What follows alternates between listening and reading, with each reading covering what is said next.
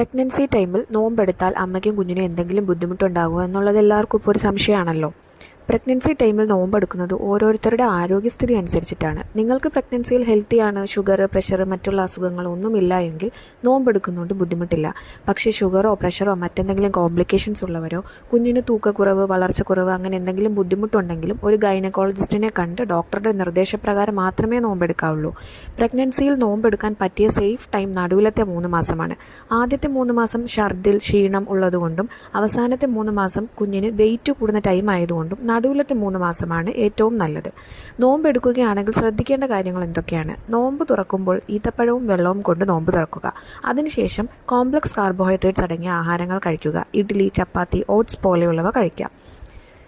കൂടെ തന്നെ പ്രോട്ടീൻ അടങ്ങിയ ആഹാരങ്ങളും ഹൈ ഫൈബർ കണ്ടന്റ് ഉള്ള ഫുഡും കഴിക്കണം. ഉപ്പ്, എരിവ് കൂടുതലുള്ള ആഹാരങ്ങൾ, ചായ, കോഫി, ഓയിലി ഫുഡ്സ് ഇതൊക്കെ ഒഴിവാക്കുക. നന്നായി വെള്ളം കുടിക്കുക എന്നത് പ്രധാനമാണ്.